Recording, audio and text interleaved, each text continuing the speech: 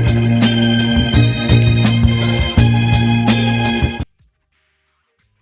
Lord Jesus Christ is going to destroy this church. He's going to destroy this church. And if you're in it when he does, he'll destroy you with it. It's time to repent of your wicked ways.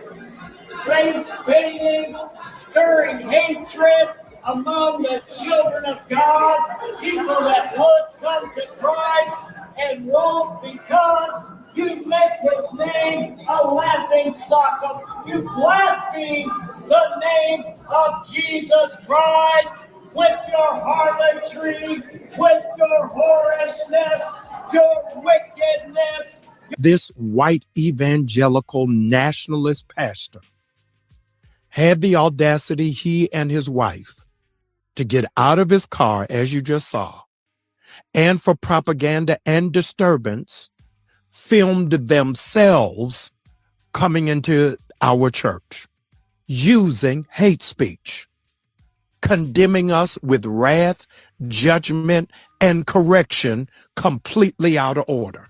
And since you are against places of worship being disturbed, and this gentleman attempted to do it at a black church, I want to know, when is the arrest warrant? I don't know his name, but that picture should be clear enough for you to be able to track it down with the full spans of the FBI. Why didn't we have this same kind of calculated rage, outrage, and disturbance? This white evangelical national. And I think that's the point. Welcome to Black Press USA's morning show. And this is where we bring you the headlines in the culture. I'm Nielle. And this morning we have a real treat. He's Spectrum News and BBC radio political contributor and host of the Mo Kelly Experience. Welcome, Mo Kelly, to the show. It's so nice to be able to talk to you this morning. And thank you for having me on. It's truly an honor. Yeah, I'm really excited to go through these headlines with you. And of course, that was Pastor Jamal Bryant. And he's asking why a white man could storm his church and there be no accountability for him. But then we saw what happened in Minnesota. And so we do a poll. We're starting a poll. And so our poll question this morning is, which is the bigger threat to our community safety right now? And for the chat, we want you to chime in on this too. Put an orange in the chat if you think it's the Trump administration and white extremists. And if you think the bigger threat to our community is protesters and independent journalists, we want you to put a pen and paper. So let us know which one you think it is. If you think Trump and the white extremists are the bigger threat to our communities, or if you think protesters and independent journalists are. And I'll get your response, Mo Kelly. Let me put it this way. When you were listening to Pastor Jamal Bryant, he was asking questions, but they were rhetorical in nature. He knows the answer is nothing is going to be done. He knows that there is a double standard. He knows that although a white nationalist minister can walk into his church and not receive any consequences before, during, or after, the amount of restraint shown by black parishioners was not the same restraint which was shown to Don Lemon and the other protesters. We know that we live in two separate Americas as far as how African Americans are treated in a legal sense as opposed to non-African Americans. This is just the latest example. Now we have more video to confirm it. But since it's happening in the same time and space, we're only talking about maybe 4 days after Don Lemon was arrested. It's a clear-cut double standard. And although Pastor Jamal Bryant is asking a real question, as far as when this person's going to be arrested, he knows in his heart it's rhetorical and it's never going to happen. Right. And I also say, look at how God works. Now, that happened to his church a few weeks ago. And it kind of laid out there. And I wasn't sure if it was recent, if it was real, because nobody had picked it up, Mo. Nobody picked it up. But look at what happened in Minneapolis. And now the timing is right for him to bring it up and ask the question. Also in that video, he addressed another important issue because, Mo, all last year we were covering the Target boycott, right? Right. And so what we discovered is there were 3 Minneapolis advocates and activists, and Nikema Levy Armstrong was one. And so she came on the show and she talked about it. So there was this battle internally amongst us about the Target boycott. And, you know, Pastor Jamal Bryant kind of taking the boycott and leading with it and leaving them behind. And so in that video, he acknowledged that Nikema Levy Armstrong started the boycott with the other activists, which was very important because, you know, Nikema talks about a lot of times how Black women are left out of the conversation, and they really are the ones doing the work and starting things. And so for him to do that, and then how ironic it is that he would have to use a situation with her to amplify his, it's just everything came full circle for Black History Month, Mo. You talk about Black History Month. For those who know their history, know that the civil rights movement was notorious, and I mean that notorious, for excluding Black women and putting them on the sidelines and in the background. And if you know your history, you know the whole idea of nonviolent protest came from not Martin Luther King Jr., but Coretta Scott King. She was the one. She was the origination point for the nonviolent portion strategy of the movement. And unfortunately, there are a lot of female voices who were left out throughout the totality of the civil rights movement. And unfortunately, once again, we see more of that today. So if you see it today, know that it's part of a poor tradition within African-American protest history regarding the marginalization of the contributions of women.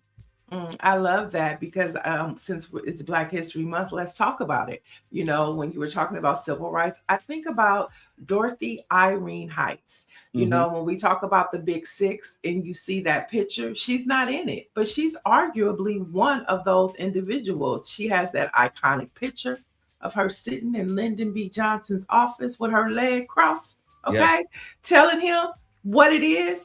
And she was a part of the movement for civil rights. So if you say, you know, there's no civil rights without a Dr. King, there's no civil rights without a Whitney Young and so forth, and a John Lewis, you have to put Dorothy Irene Heights' name in that. And then another woman, I got one more for you, Fannie Lou Hamer. It's a name that there's that picture. That's the picture I'm talking about. Tell them. But when you talk about, I have to say one more, Fannie Lou Hamer. She was left out of the conversation, and you know, now her name is beginning to ring, and now we know I'm sick and tired of being sick and tired. When Mystical said it came from her. Well, not only that, if you want to talk about the civil rights movement, the March on Washington, and the famous, iconic Dr. King's "I Have a Dream" speech, all of us have heard it, but you don't necessarily know there was only one woman on that podium that day, Mahalia Jackson. And Mahalia Jackson was the one who said, because Martin Luther King, as he was going through his speech, he had a prepared set of remarks, and he was talking about what was going on in America, and it wasn't resonating. And Mahalia Jackson, if you go back and listen to it or even watch it, she says, tell him about the dream. Tell him about the dream. If not for Mahalia Jackson, gospel singer, gospel legend, we don't have the iconic "I Have a Dream" speech, which is, I would say, the forward moving momentum, which was essential for the eventual passing of the Civil Rights Act, and a year later, the Voting Rights Act. I mean, and it's so important. We didn't know we was going to go down this path, but it's an important path to go down because it is Black History Month. And, you know, we see it, it's ringing on social media, but let's make it ring louder. And see, there's Dorothy Irene Heights. There's that picture. We don't see Mahalia Jackson, but now we know the story. Tell them about the dream, Martin. Tell them. Let's go to the chat real quick and check in. Orange G was at the top of the hour, wishing us a happy Thursday. And he says, when and where is the Black MAGA, Black History program? I haven't heard from them in a while. And then Nicki Minaj isn't releasing her album, and I wonder why. Nancy Wall says, thanks, Neil, for getting up so early to keep us informed with the Black news. I'm up early.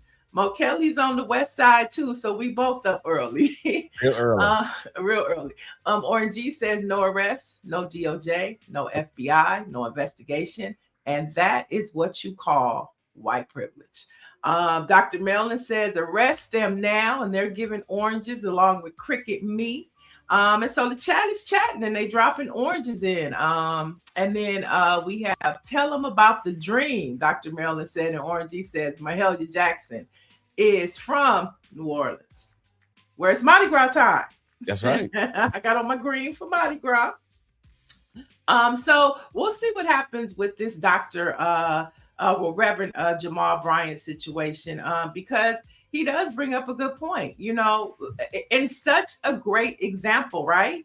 As it's a great example of white privilege and Black life in America. I always say, and I'm on the other side of my life. There's more time behind me than is in front of me. I'm 56 years old. And sometimes I have to remind myself that the lessons I've learned, the education that I've received about a lot of this history, I can't assume that those who are Gen Z or millennials also know it. So a lot of times I have to repeat it to make sure that the information is passed on. And when I see Pastor Jamal Bryant expressing these two Americas, this double standard, for me, it's like, yeah, it's always been that way. And I always say, I can better show you than I can tell you.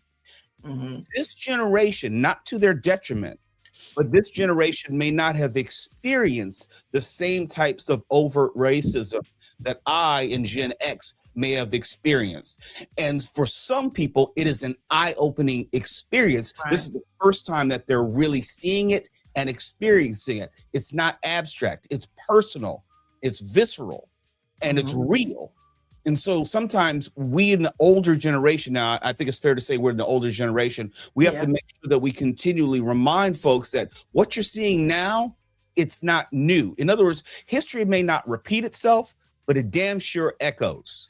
It damn sure rhymes. And so if you're aware of the history, then you will recognize it like the wallpaper we used to have on our walls in the 1970s. You'll be able to recognize like, oh, this is emblematic or reminiscent of things which our people experienced so long ago. Right, 100%. And I think too, the parallel of the churches, you have the white nationalist church that Nikema Levy Armstrong went into, along with other protesters, and Georgia Ford and Don Lemon were reporting on. That is a white nationalist church. They have white supremacist ideology. It is documented. It is true. And then you have the Black church, the ones that you're talking about the experiences that some people may not have felt, but the Black church is all too familiar with. And my last point is, we're not old, we're seasoned. Okay. There we go. All right, let's jump into our first story because our guest is in. And of course, this was a story that was trending and there was still no accountability, but our next guest has been on the front line. And I'm talking about the wrongful death lawsuit tied to Shanquella Robinson. Now it's being sent back to state court. We're going to find out what all that means. And so joining us now to kind of bring us and give us an update on what's happening with the accountability for Shanquella Robinson is attorney, civil rights attorney. She's with the Ben Crumb's firm. Welcome, attorney Sue-Ann Robinson. Good morning. Thank you for having me. Yes, Shanquella's case was filed in state court originally, actually. And because in addition to the Cabo 6, as they've become known, we also added as defendants the FBI and the State Department. And because they're federal actors and various other reasons, strictly to do with jurisdiction, the case was removed into federal court in Charlotte, North Carolina. And so over the past year, we've had a lot of motion practice. Last January, we had an in-person hearing in North Carolina. And throughout this year, the court has just recently ruled that because the FBI has been removed from the case will go back to state court, which is where we wanted it in the first place. Mo, did you want to go? Yeah, I just wanted to say this is more like a question for Attorney Robinson. With me not being an attorney, but I understand jurisdiction and venue. Does this provide a strategic advantage arguing it in state court, given the DOJ and the FBI's present constitution and their indifference to all things civil rights and Black people? Right. I mean, this is what I can share because obviously we're in active litigation. This is the venue that we filed it in strategically in the first place. So we don't have an issue with that. In fact, part of our motion practice was a robust memo explaining why it should be in state court because the FBI has been dismissed. So for us right now, this is a step forward, positive in the right direction toward, getting closer to uncovering the truth for this family. Now, there's a question of are you related to the family? No, we just happen to have, good old colonizer last name. So And so where does this case still where is it at in Mexico? Because we know that, that there was an arrest warrant. Nothing's really happened to the Cabo Six. What's happening in Mexico? yeah, in Mexico, there is a warrant outstanding.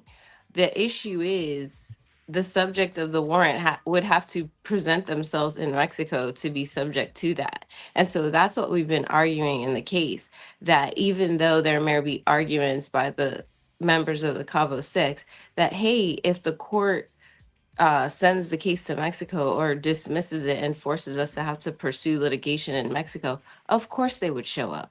Of course, right? Because, yeah, but no. So I highly doubt that they would be, appearing in a Mexican venue to litigate this, and that the United States is the only venue that, has jurisdiction over them to force them to really have to answer questions about what happened leading to Shanquella Robinson's death.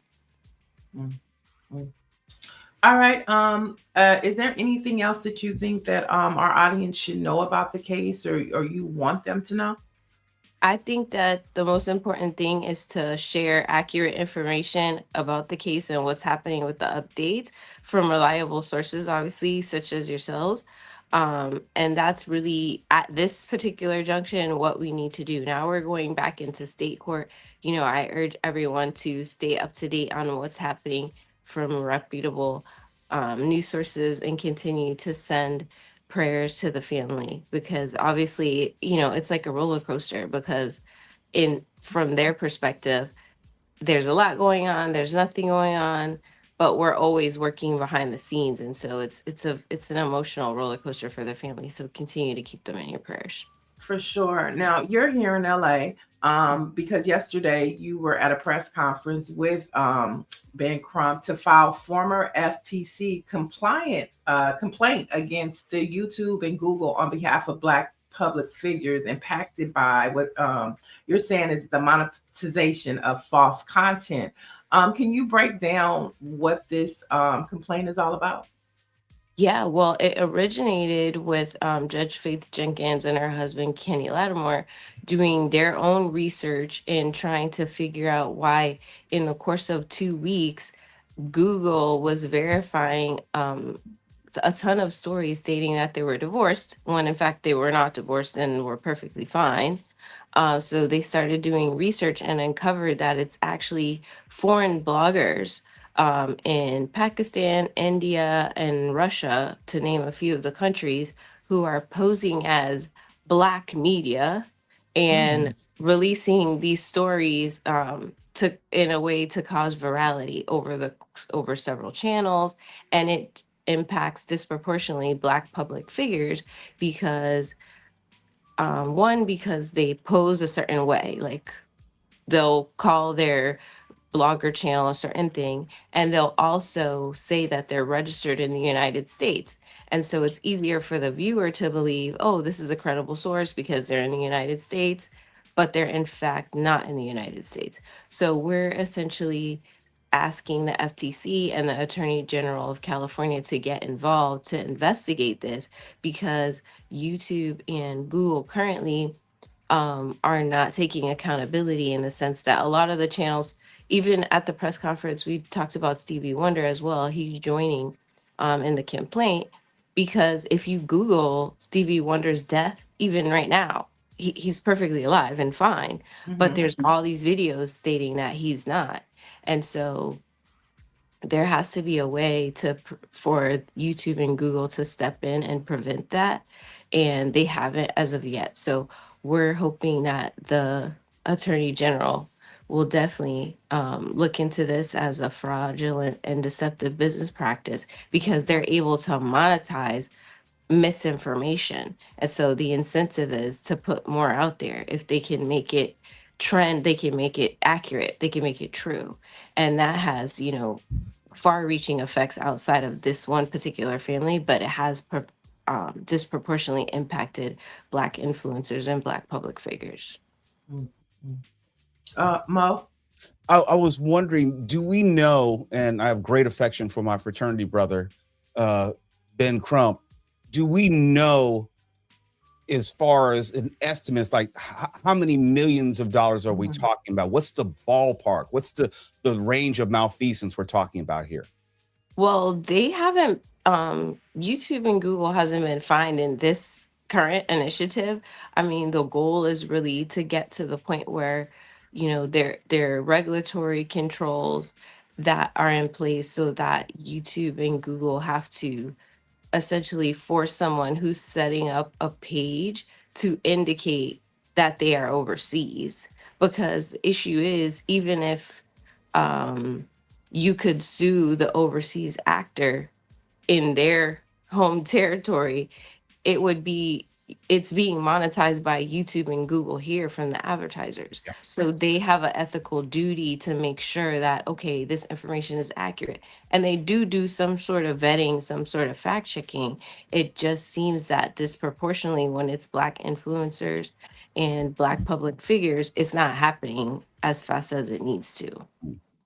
Have you or Attorney Ben Crump been in contact with YouTube or Google? And I think it should be clear for our viewers to know that YouTube is owned by Google, correct? Yes. And so have you heard from them? Have you tried to reach out to them? Our client, Judge Jenkins, actually filed litigation. That's what led us to this issue. And in the litigation, there was discovery turned over pursuant to some of the subpoenas, and that's kind of how we uncovered where these actors were, because you couldn't Okay. tell from their page. They would say, we have exclusive court documents on this issue, and because they're labeled as USA, it's more likely to lead the viewer to be like, okay, sure, as opposed to if it said Pakistan, you'd be like, well, why do they have exclusive court documents from the United States? We would be able to use our brain and kind of decipher if that piece of misleading information wasn't there. So it really doesn't suppress any First Amendment rights at all. That has nothing to do with that. It's more about identifying and letting the consumer see the channel or the information for what it is. Right. I've always said that, since technology is so new, there's really no regulations within the federal government. Like if you have the FTC, you have the FCC, you have the SEC, and technology is kind of out there. It has free reign. Do you think that we're in a time now where there needs to be another agency, a regulatory agency, to govern what's happening with technology, because they're kind of just out there doing what they want? Yeah, the technology is obviously unfolding rapidly, but this isn't anything like new historically for the us as a society to be making progress. It's really on the legislators to be moving and also progressing at the same speed as we all are, because as they recognize our needs, the needs of their constituents, then that's their job. So I don't think saying, I think that it would be an excuse for a legislator or a public leader to say, oh, the reason why we can't do this is because it's happening faster than we can see, because there's so many things that we can forecast, that we can plan for. And then obviously with this particular issue, the monetization of misinformation like clickbait and all that stuff, the bells have been rung. So it's time for action. I'll leave the last question to you, Mom. Are you hopeful or optimistic that the Attorney General, Rob Bonta, will show any type of enthusiasm for joining this, or is that going to be a battle in and of itself to get Rob Bonta truly invested and on board? Well, as a student of Martin Luther King, I'm always going to be hopeful. I think that the Attorney General of California is in the best position to resolve this in the current environment that we're in. He's in the best position to say, okay, I'm going to use the resources of my office to investigate and find out, what other additional safeguards could be put in place to protect the consumers from misinformation that doesn't involve any infringements on any First Amendment rights. And really, why it's important to discuss this is because it erodes the reputation and causes emotional harm to Black public figures. But what we're not discussing and didn't have the opportunity to discuss more is the effects on the consumers' belief and the integrity of Black media, because that's who's being impersonated, right? They're impersonating Black media and saying these are factual stories. So it really erodes, that also affects Black media directly. And in a time such as this, right, where we're having Black media people be under attack and get arrested. I just think it's important, for someone like Rob Bonta to step in and say, let's investigate this, let's make sure that citizens of my state are protected, and then hopefully it will roll out across the country. But I think it starts from hope and then spins into the work that we did yesterday, and then it takes everyone. It always is going to take unity. It's going to take all of us to say this is a serious issue, and for it to move forward. Yeah, you said hope. We know what the audacity of hope can do. Sue Ann Robinson, we want to thank you for joining us. Our producer is putting in the chat to add her to your media list, because she'll make sure that all of this information is available to the over 200 Black newspapers across this country, as Black Press USA celebrates 199 years this year of giving out information to Black America. So add us to your distribution list, and we would love to have you come back and check in. Definitely. Thank you for having me. Good to see you. You too. Peace and love. All right, that was the all-star civil rights attorney, Sue Ann Robinson. And so let's keep this information train going, because Mo Kelly, we know what we see on mainstream media. Same headlines. And Black America doesn't know what's going on right now. So let's talk about it. Let's head to Baltimore, where Baltimore County has revoked a building permit for a private detention center intended to be used by ICE. Now, the announcement came this week by County Executive Calvin Ball, who said he would pursue emergency legislation aimed at banning permits for privately owned detention centers. So this comes as the Courier News just independently verified that locations of at least 23 mass detention campsites leases have already been signed in Arizona, Maryland, Texas, and 2 in Pennsylvania. And so with this conversation, I've seen videos of different counties and cities having hearings, community hearings about these detention centers, them not wanting them there. But when we talk about privatized prisons, we're talking about 2 in particular, Geo and Core Civic. What's your response to what is happening with these detention centers, Mo Kelly, when we know that each bed represents a price tag? That's what this is about. So what's your response? This is, again, an example of knowing history and how it may not directly or exactly repeat itself, but it may echo or it may rhyme. I think about the 94 crime bill and how the response to that was the privatization of a lot of prisons, the expansion of police budgets.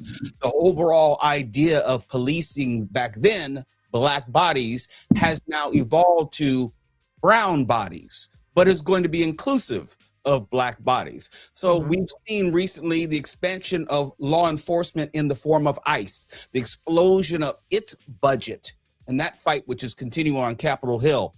And there's always been a privatization of police forces and their ancillary, I'll say, features, just like these detention centers, where there is so much money in policing Black and brown bodies. If you know the history, This is a variation on that theme and is not new in any way. It's just the next iteration where you're not talking about actual prisons, but quote unquote detention centers. And it's like, I'm thinking about what is the end game, right? You know, you're allowing all of these detention centers to pop up. You know what? And then if you have this mass deportation, you're not going to have anybody else left to put in these detention centers. So then what are they going to turn into? And like I say, for every bed, that is a price tag. I've seen stories, Mo, to where these privatized prisons have sued some states because the state guaranteed that they were going to have so many people in their prisons, and it's not happening. They're losing money, and so they're suing. And so how can this be good for the American people when this is all about profit for geo and coercivity? I don't know if it's good for the American people. I can't make that argument. I know it's quote unquote good for a certain select portion of American businesses. In fact, there's a tie into law enforcement and the justice system. There were a number of judges who were sanctioned and also indicted for diverting people to these private prisons where they had a financial interest in. So it's dirty all the way around. None of this is good for the American people. But if you look at the history of America, there has always been a profit incentive going back to slavery, controlling Black people, and now Black and brown people, anyone who doesn't happen to be white. There's always a monetary incentive for that. And this is just the latest iteration of it. And the politics is such at this time in America, excuse me, at this time in America where it sells itself. The idea of immigration and deportation is very popular with the Trump base. So it's easier to sell politically. And then if you have companies benefiting financially, then you can create the picture that it's good for America to engage in these practices and policies, which not only get rid of brown people, but now they're talking about Black people. They've gone to Ohio, and we're talking about the Haitian population. In Minnesota, we're talking about the Somali population. So our futures and our situations are intertwined. So what is happening first to brown folks is now swinging back over to Black folks. Right. And it's like a volley, but we're always the ones that are the victims. And so we need to be paying attention to what's happening. This is why I talk about, this is what I love about the Black press, because it's news, views, and it is activism.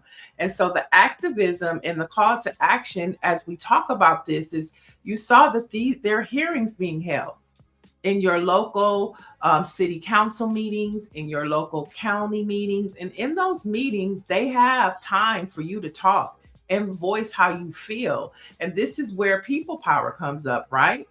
And you have to go. You have to speak up because you see what's happening on the other side, and they're moving like a freight train. And what they're depending on is for people in their communities not to be active. And so get active, show up, pull up, speak up, and let them know that you're paying attention. And speaking of being civically engaged, Trump, he wants Republicans to nationalize. This is serious, y'all. He wants the Republicans to nationalize the 2026 midterm elections. Now, the question is, can he really do that? And if he was to nationalize, what would that mean? There are a couple of layers to that. First, per the Constitution, elections are the purview of the states. So constitutionally, he cannot do it. Now, that has never been a real deterrent or obstacle for this president. But as far as the law is concerned, it would be unlawful to do without an act of Congress or a constitutional amendment. I'm going to put a pin in that and come back to it.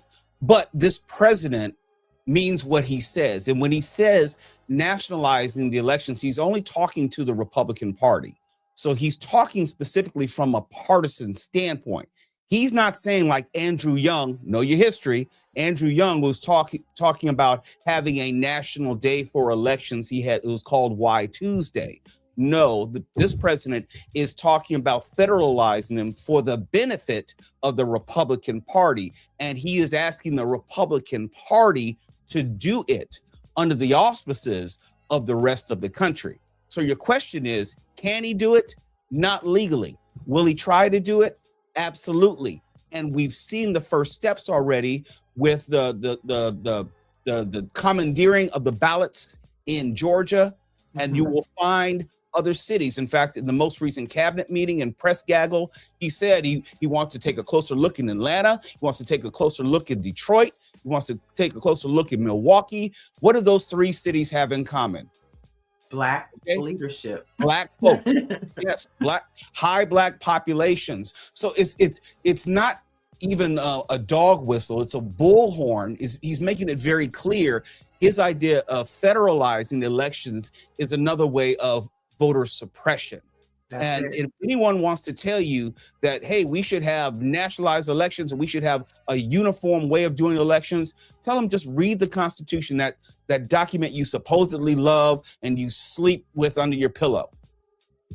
Right. But here's the thing, too. You're talking about federalizing. So that's why we had the Civil Rights Act. That's why we had the Voting Rights Act, because it wasn't happening on a state level. So you can't have it both ways. You can't take away our civil rights and our voting rights and say, oh, leave it to the states. But then now you want to say you want to nationalize voting across the board. It's like it's this picking and choosing. And the only way that it's going to stop is by people power and people paying attention to what's happening. No, if you want to nationalize it, then give us back our voting rights. Give us back our civil rights that you had the Supreme Court gut. For people who may not know, they just did gutting another portion of the Voting Rights Act. So this is why it's so very important.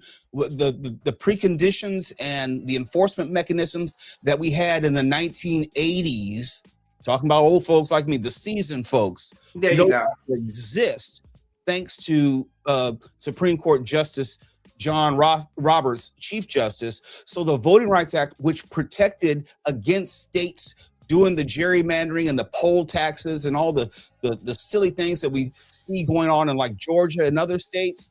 Now you're going to see more of that because they don't have the enforcement mechanisms to prevent that or guard against it. And we don't have a DOJ, which has this partition with the White House where they're just doing the bidding of the president. And so if the president says, I want to go into Georgia, well, there's nothing protecting people and voting rights in a state like Georgia, for example. And if that is not enough, Steve Bannon is also adding to this conversation and saying ICE will surround the polls.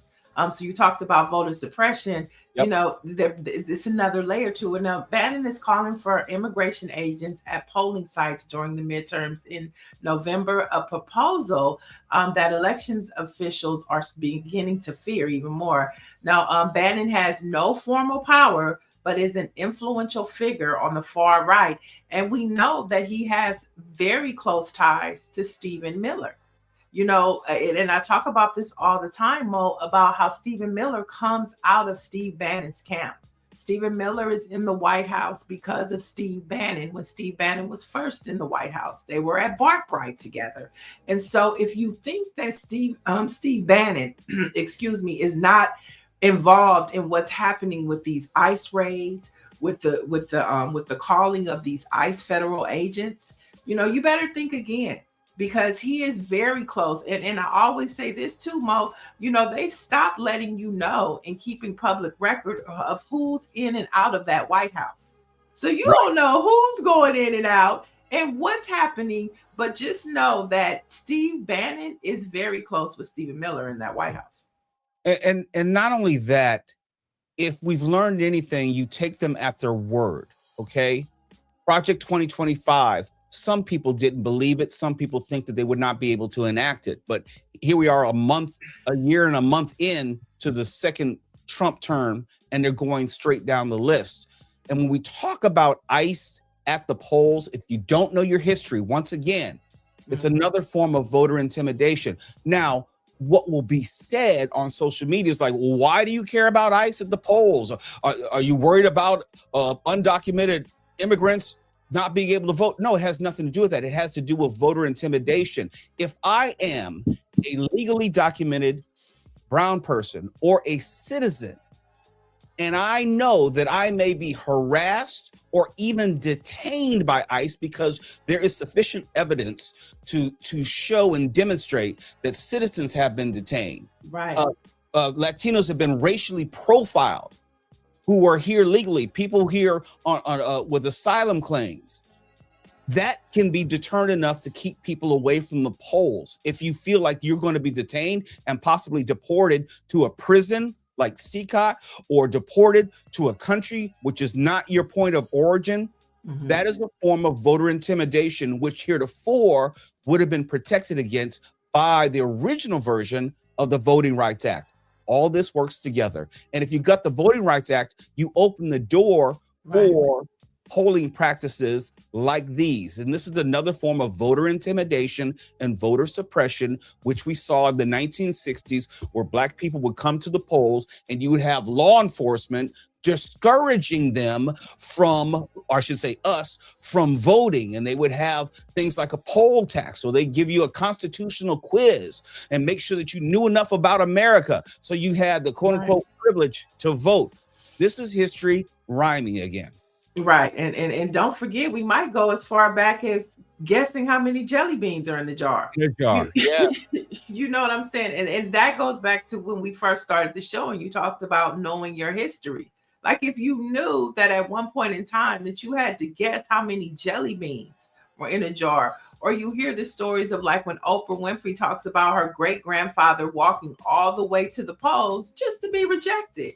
These are things that have happened to our ancestors, and not as far back as us seasoned folks as our grandparents or great-grandparents. It's not that long ago, y'all.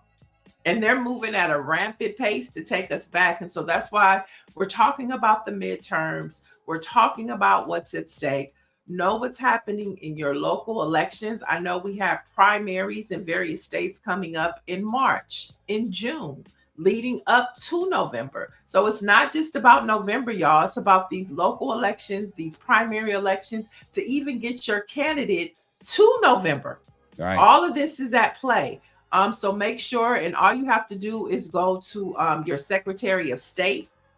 They all have websites. They provide information about your elections, who's on the ballot. Now, we can't tell you who to vote for, but we sure can give you a lot of information to tell you why you should vote and maybe who you should vote for, but we're not going to tell you who to vote for, right, Mo? Not at all. And for people who don't know, I'm keeping one eye on the chat, so I'm kind of watching what's going on there.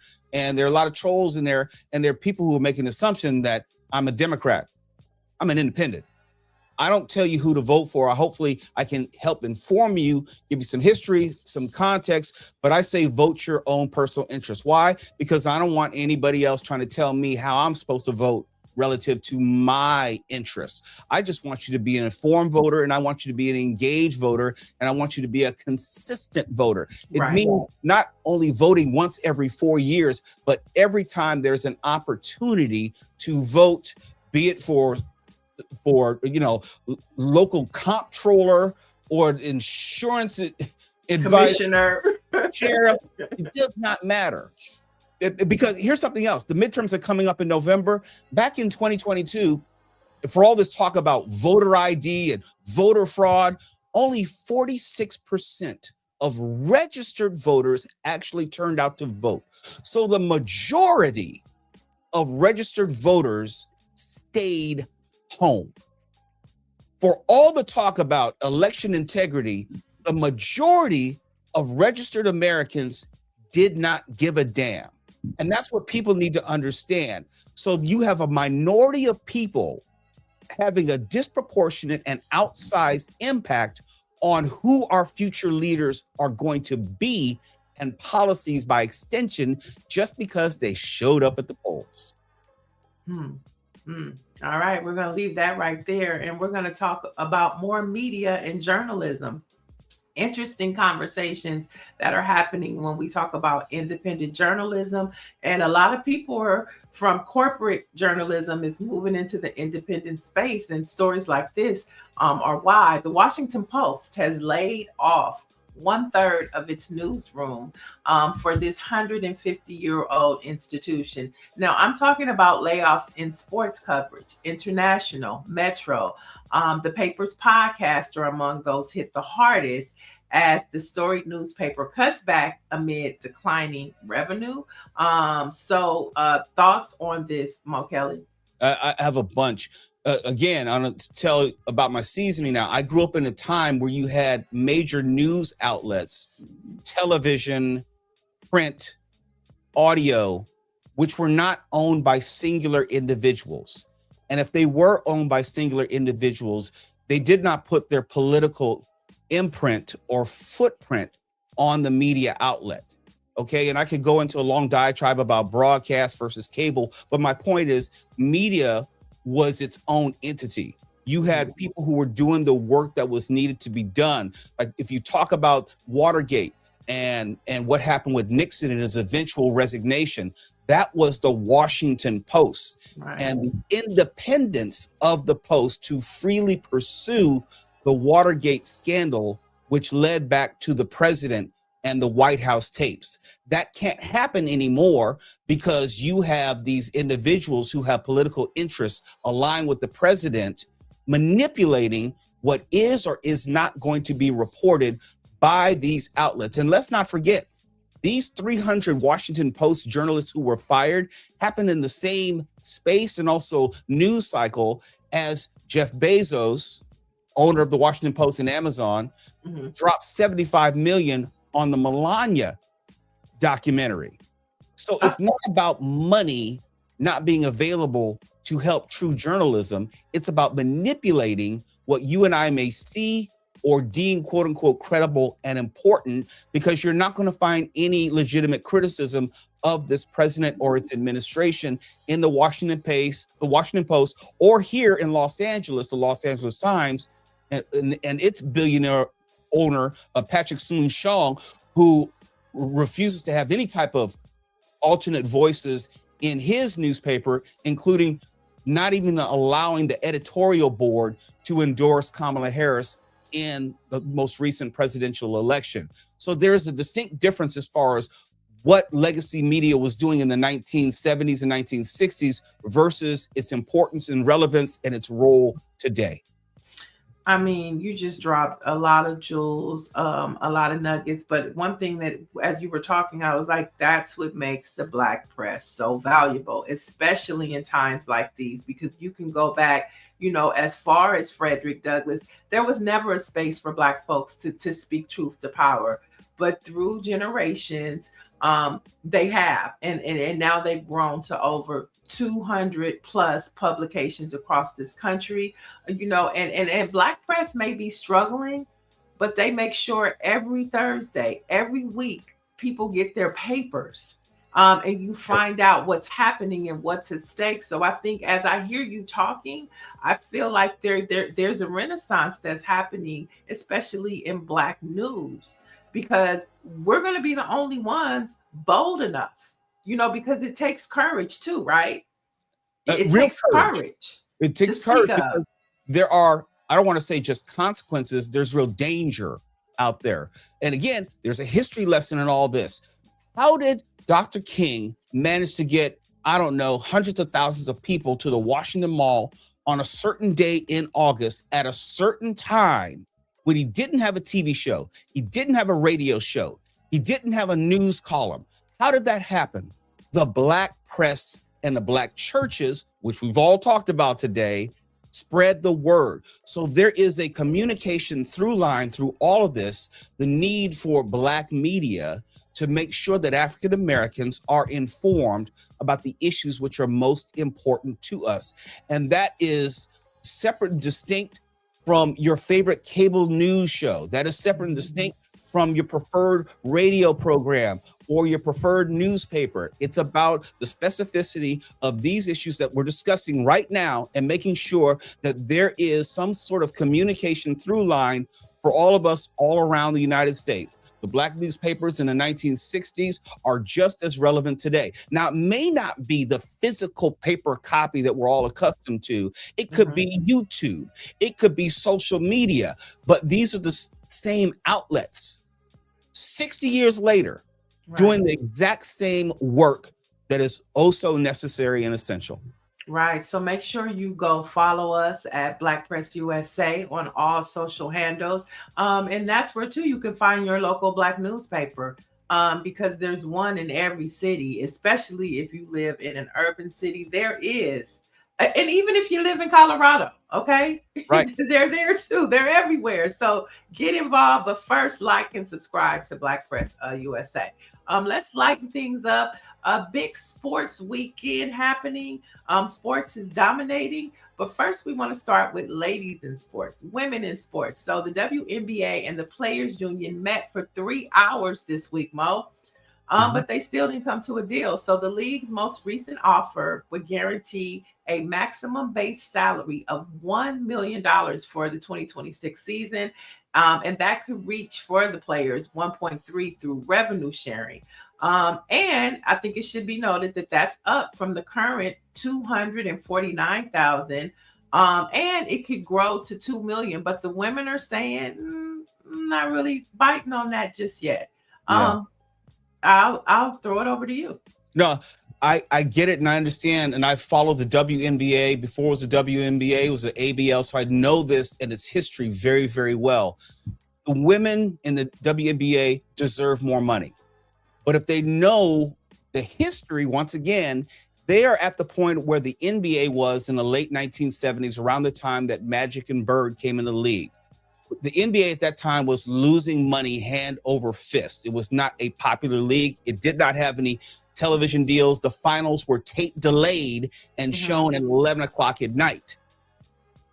After they got some real stars, modern day stars in the league, they started making more money and that revenue sharing became more of a real thing.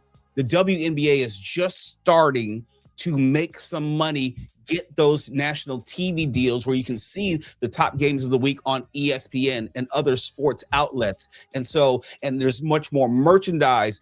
Credit to Caitlin Clark and Angel Reese and so many other players. It's not just Caitlin Clark, but now there's more of a pie to be divvied up. The WNBA Players Union needs to understand there's going to be more money in that pie, but it's not going to be NBA level money. They are still a good 20, 30 years away from that because the NBA has been carrying them for so long. It's going to happen, but it's not going to happen immediately. Let me just answer it this way. Short answer is there's probably going to be a lockout because I don't think they're going to come to any agreement anytime soon. And that's not a bad thing. You have wait.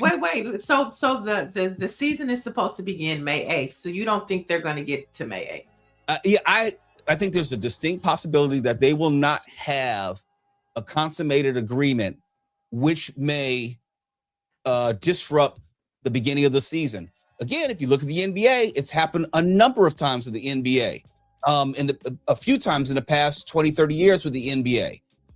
So if you look at the growth of the NBA, I think a similar path with the WNBA. The owners are in the business of making as much money as they can and keeping as much of the pie as they can.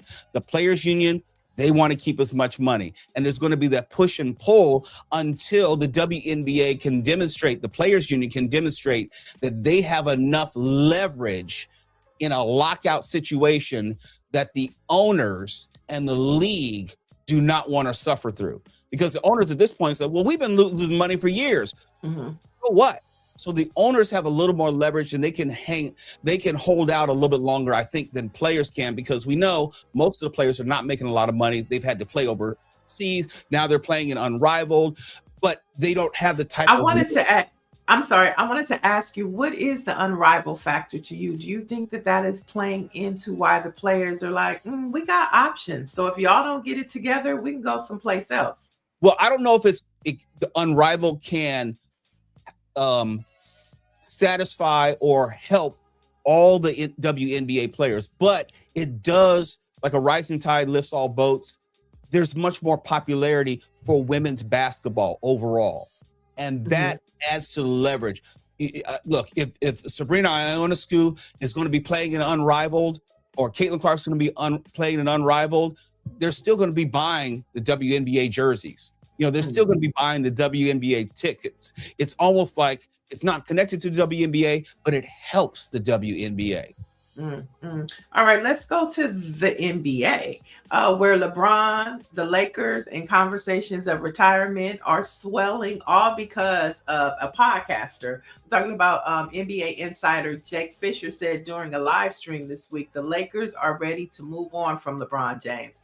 And I think LeBron is ready to move on from the Lakers as well. Now, this statement has sparked massive headlines, right? Yeah. And so do you think it's time? First, do you think it's time for LeBron and the Lakers to part ways? And do you think his time is near? Absolutely. If only because there are no rings for LeBron. There's nothing more for him to do in LA. There's not a trade on the horizon. To the best of my knowledge, the trade deadline is in about 6 hours. There's nothing that's going to come to the Lakers today, which is probably going to make them a title contender. So at this point, the Lakers are just kind of playing out the string. They're an average team. They're not a very good team. LeBron wants to end his career, which is going to be sooner than later, with at least one more title run. The Lakers have been very good to LeBron. They paid him all the money that he's asked for. They drafted his son, who doesn't deserve to be in the league. I have no problem saying that. That was basically a favor to say, thank you, LeBron, for that championship in 2020. But and Jeannie Buss said she felt like he wasn't too thankful for what she did too. That came out. And I feel some kind of way when I hear the word thankful or grateful. Yeah, it's a loaded phrase. You know what I mean? It feels like, you know, if not for us, you, LeBron, wouldn't be who you are. And that rubs me the wrong way. Well, no. That's not, but I'm pushed back. That's not what she was speaking to. She was speaking to the fact that she drafted his son. Yes. Based upon what you said, he shouldn't have been drafted. So she felt like she should have got a little more love for that big favor she did him. Well, I don't know what more LeBron can do other than make some statement endorsing Jeannie Buss or something, because LeBron is still putting up all-star level numbers. I'll make the comparison. Kobe Bryant, at the end of his career, they paid him that ungodly amount of money, and he was not really the player that LeBron is at this point. Kobe was still producing, but he was not an all-star level player. LeBron is still on that level, but it's not enough for the Lakers. And it doesn't have to be a bad separation. You know, got the Lakers one title. He obviously helped sell out. I was getting ready to call it Staples Center, Crypto.com. So he has, from a merchandise standpoint and a visibility standpoint, has kept the Lakers franchise relevant. So he's done his portion of the bargain, and Jeannie Buss has done her portion of the bargain. Right. Yes, drafting Bronny was a favor, but at this point, I think it's time for the two to separate. The Lakers are not going to get any better. Bronny's not going to get any better. What happens to Bronny? What happens to Bronny when LeBron leaves? He'll probably be part of whatever trade deal is happening as a throw-in, you know. Oh, so you think LeBron leaves the Lakers, but he goes someplace else to try to get one more ring? Yes, and he'll take his son with him, because LeBron. That is hilarious, though. Just the thought of that in the NBA. Oh, where I go, my son goes. Not that he's qualified. Is that nepotism? Of course it's nepotism. But, you know, you think about the coaches in the league, how many coaches and coaches' sons? You know, we can run the list. How many coaches had got a chance like Steve Kerr or, you know, Steve Nash with no prior head coaching experience, JJ Redick. So, you know, nepotism has is a loaded word, but it can avail itself in many ways. It's not just biological. It's not just biological. We have some comments in the chat about this. Nancy Wall says, I agree. he should go ahead and retire. He's made all the history he can do. Orange G says, I hope he retires. We will never see another player like LeBron James on or off the court. Job well done. And if white people can bring on their family and friends, so can LeBron. And Byron Floyd says, as a Laker fan since 7 and 9, LeBron needs to go expeditiously. And so I was a Laker fan since 1977. So I've seen all the iterations of the Lakers. Showtime. Yeah, yes. Love that Showtime at the Great Western Forum. Before we move on, I wanted to get your take on the other factor in this LeBron triangle, Rich Paul. He recently caught a lot of headlines because number one, he has a podcast and he's an agent, but then he was talking about business deals and locker room conversations. Do you think Rich Paul has outstepped his boundaries or he's gone too far? Absolutely. I would call this tampering by another word. You're giving insider information. You're talking about trades. You're sending signals to players both on the team and off the team as far as what would be good for the organization. This wouldn't have happened 10 years ago because there wasn't this blogosphere, podcastosphere, this media space in which people would have such a voice. Players now and agents and lawyers, they all have podcasts, and everyone has a platform. So everyone can have a say. It used to be where agents would have to place stories in the media. They would leak something and then a reputable outlet would have to print it. That's no longer the case. Rich Paul can turn on his computer and boot up his machine and just start talking and then manipulate how his players are perceived and the organizations which pay them are perceived. It's manipulation. Well, this saga is to be continued because LeBron is still with the Lakers, and we'll see how this season fizzles out or upticks. We'll see. But let's talk about one of the biggest things that are happening this week. It happens every 4 years. I'm talking about the Winter Olympics. And of course, Snoop Dogg is attached to it. He just keeps winning. So Snoop Dogg could be seen yesterday carrying the torch through the streets of northern Italy ahead of the 2026 Winter Olympics in Milan. Now, one of the questions I have to ask the poll, we have chat, we have a poll for you. Which Olympic sport are you canceling plans to watch? Now, is it figure skating, snowboarding, hockey, or bobsledding? Or maybe I left off your favorite sport in the Winter Olympics. Let us know which one. Mo, I'll let you have it first. I have always been, and I will always be a fan of women's figure skating. It doesn't matter if it was Dorothy Hamill, Debbie Thomas, Ty Babylonia. I've always been a fan of women's figure skating. Oksana Bayul, Sorali. You don't know. Okay. Oh no, I'm serious with mine, and that's of the Winter Olympics. That's about the only sport I'm always looking forward to, and it's one of those nervous watches where is she going to fall or not?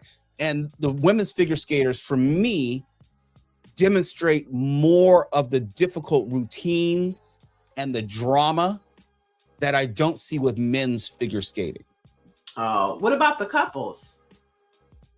Kind of.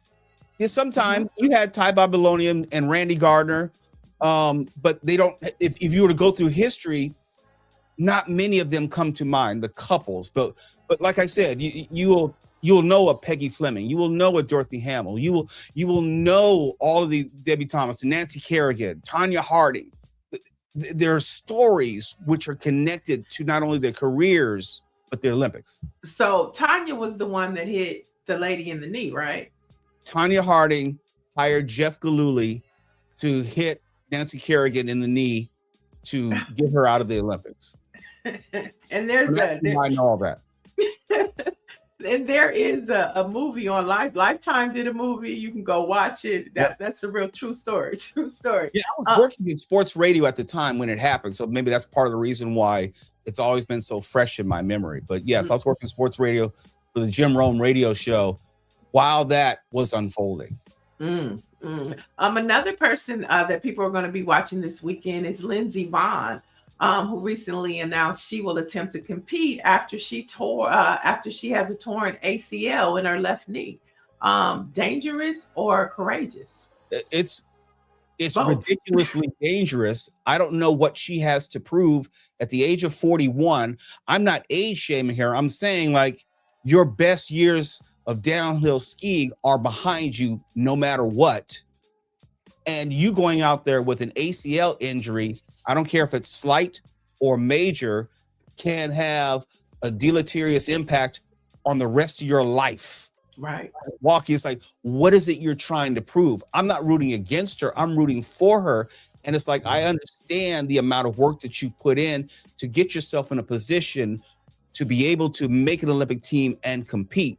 But at 41, let it go. She's probably thinking too, this is her last go around. So balls It is. to the walls. Balls to the walls. That's what But she's it's saying. not worth possibly making it difficult to walk in 20, 30 years. You know, it's an ACL injury. If you know anything about sports, ACL injury means if you're playing football, you're out for the rest of this season and most of next season. Same with basketball. So to think that when you're skiing, which is all about your knees and your lower extremities. Ooh, my knee hurts. Ooh. Yeah, I don't get it. I don't get it.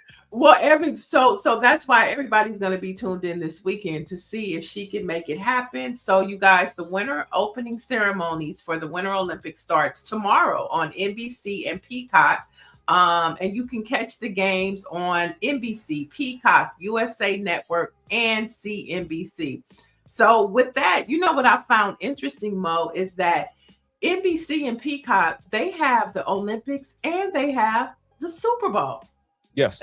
Yeah, that's huge for them. So the matchup, let's talk about the matchup. We're talking about the Seattle Seahawks versus the New England Patriots. It's at the Levi's Stadium in Santa Clara, California. And we have Bad Bunny performing at the halftime.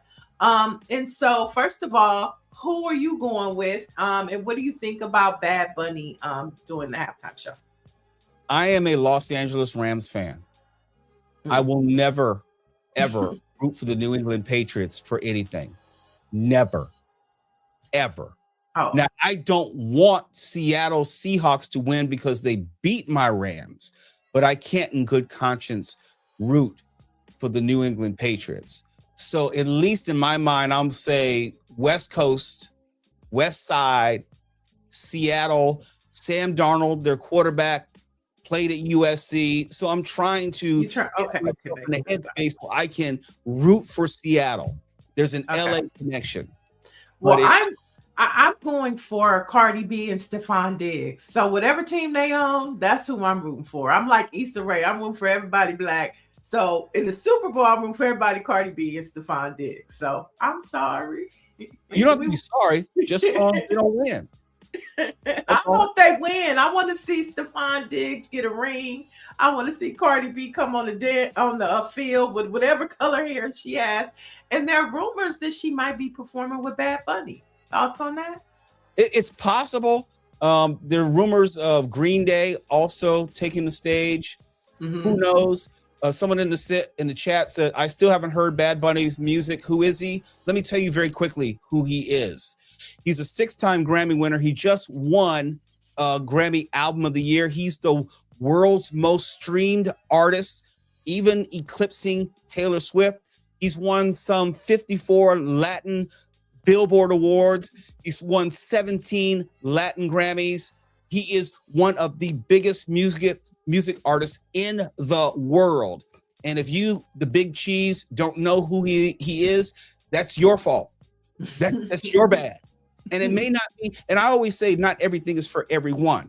Bad Bunny, I'm not in the demographic, okay? I know who he is. I know some of his music.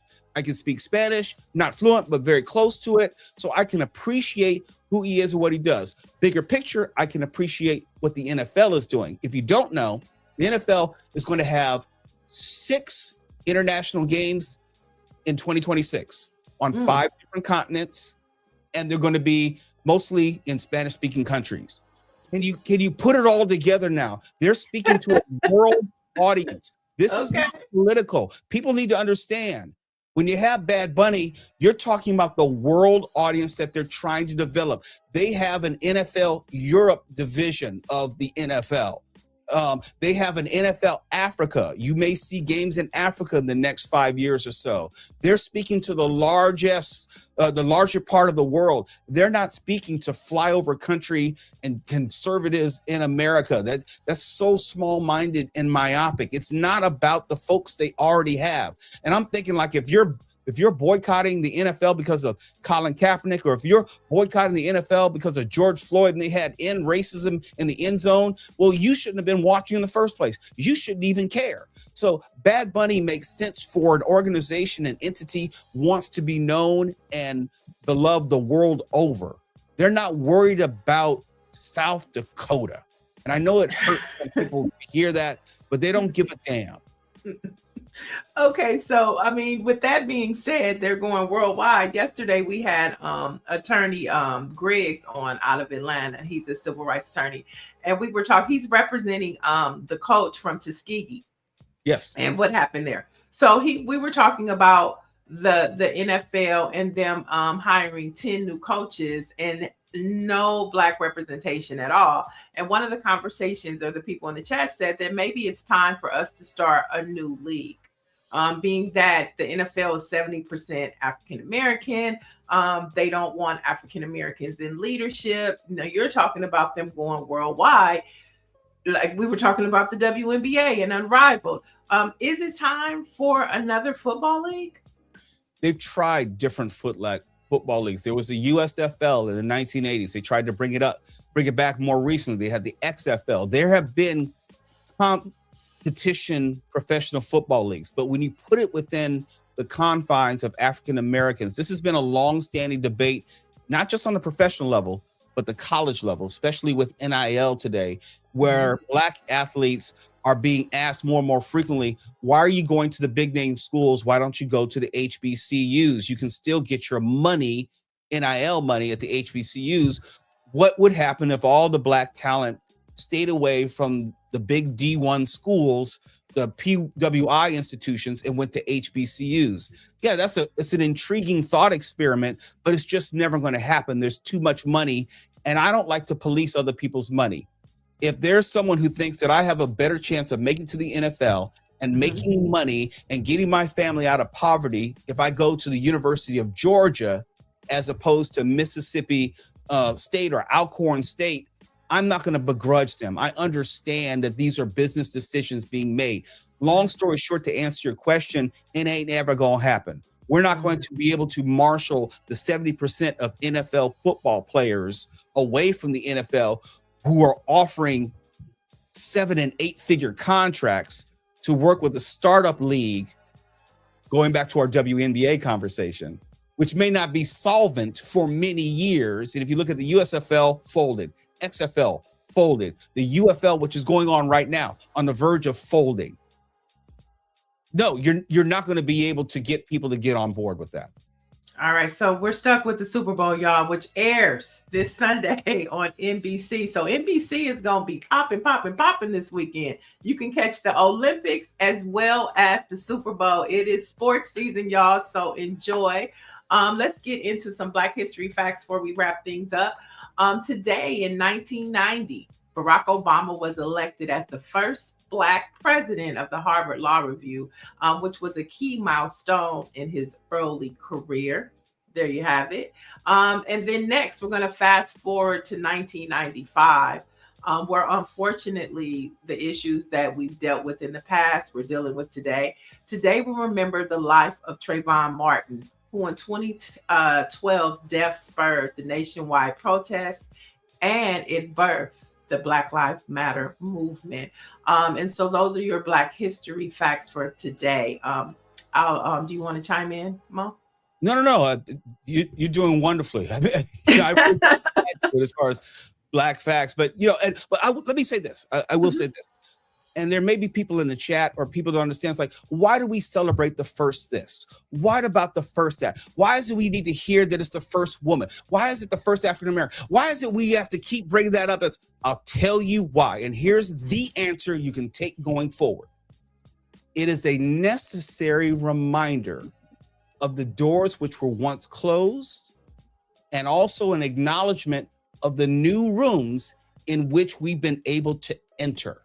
Because you can't talk about the Harvard Law Review and Barack Obama and not acknowledge that because of segregation, we couldn't even get into Harvard.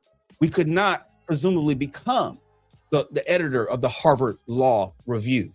I was one of the first Black males in the school district of Torrance Unified School District. If you know anything about Torrance, California, sundown town. I was just about to say that. So I do not go to Torrance if I don't have to.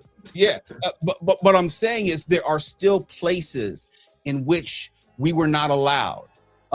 My parents, my mother, who's still living, lives in Harbor City. Why? Because there are racial covenants precluding her and my father from buying a house in Palos Verdes or Rolling Hills and those surrounding cities, and Torrance, for example. So it's a reminder in this Black History Month that there were spaces and places that we could not go, did not go, were not allowed to go. And so even today in 2026, there are still firsts. There are first people who are able to do this, first person to do that. And that is why it's important and essential to not only acknowledge it, but celebrate it. And for the white folks who are in the chat talking all sorts of mess, this next part is for you. It is also a lesson for you to learn about the history of this country. When we talk about Black History Month, it's not just for Black folks. Right. It's about adding to America's history quotient, the fullness of the history of America. And here's something else. The whole reason that we have the King holiday was thanks to Black History Month. It's a direct, you can draw a direct line because of the discussions that we're having during Black History Month that then spilled over to mainstream history discussions, and the help of Stevie Wonder, who we talked about, and his song, the birthday song in celebration and memory of Dr. King, we got the King holiday. So all these things work together. Knowledge of the history and also the affirmation of the history moves the whole country forward. Black History Month ain't just for Black folks. That's the lie that a lot of people have been told. Right. We need y'all to get into it. And as we celebrate 250 years of America, you know, we're celebrating 100 years of Black history. Black history turns 100 this year. And so we just add our flavor because we know this current administration is not. And so we gonna speak our mind, and it's a line in our national, the Negro national anthem that I love, and it says, "Lest we forget." And that is what we're talking about. Lest we forget. We shall not forget. We shall not be moved, and we shall move forward. Mo, this has been fantastic. I just want to thank you, number one, for waking up, but for number two, contributing such good nuggets this morning. Well, thank you. I'm going to let everyone know I haven't been asleep yet. It was that important. I want to make sure I was on my game. Yes. I mean, and this is what 197 years looks like. It is Black voices where we amplify and we tell you the real, and we're telling you the stories that you're not hearing. Let folks know how to keep up with you. You can always follow me at Mr. Mo Kelly on social media. You'll find me most on Threads, talking a lot of mess.